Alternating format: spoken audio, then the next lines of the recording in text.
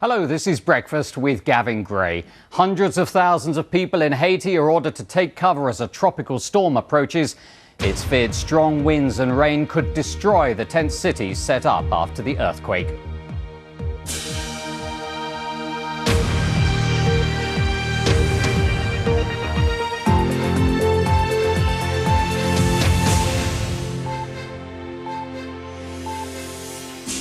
Good morning. It's Friday, the 5th of November. Also ahead, the High Court is to hear calls for a public inquiry into claims of abuse by British soldiers in Iraq. Why homes at risk from flooding could face a huge rise in insurance premiums. We look at the video game technology being used to train Formula One racing drivers.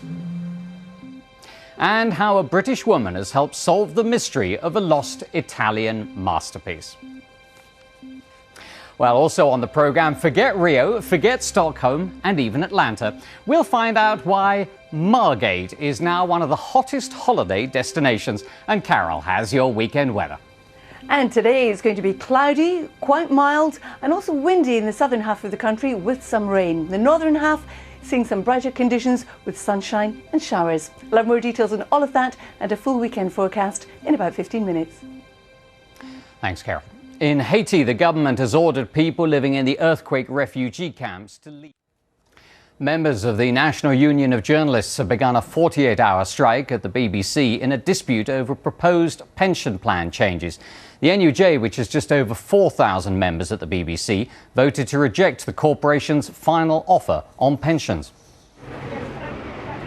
Midnight, and NUJ members at the BBC walk out at the start of a 48-hour strike. At issue, pension reforms, which the BBC says are vital and the corporation's biggest union has accepted, but which the NUJ says are unfair and are being brought in unnecessarily quickly.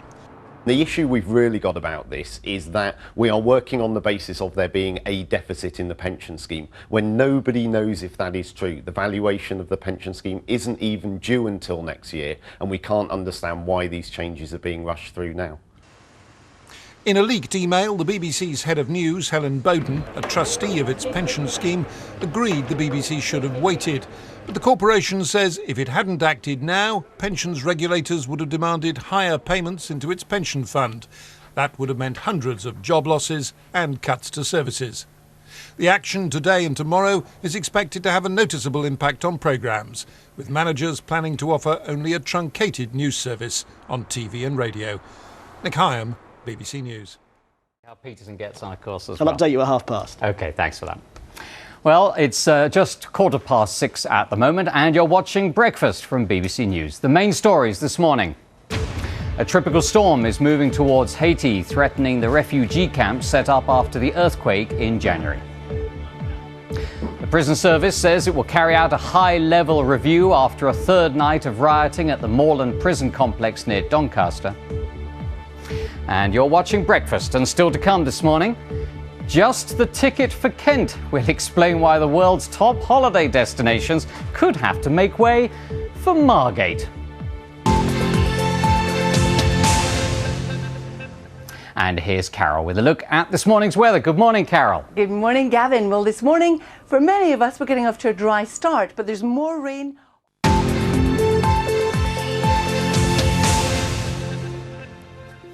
And hello, this is Breakfast with Gavin Grey. It's a slightly different edition of the programme this morning because of strike action by journalists at the BBC. But our main story this hour, hundreds of thousands of survivors of... Well, it's just almost 7:15 now, and you're watching Breakfast from BBC News. The main stories this morning, a tropical storm is moving towards Haiti, threatening the refugee camps set up after the earthquake in January. The prison service says it will carry out a high-level review after a third night of rioting at the Moreland prison complex near Doncaster. And still to come this morning on Breakfast, spending on flood defences is being cut under plans to tackle the deficit. But what will that mean for people who want to insure their homes against the threat of rising waters?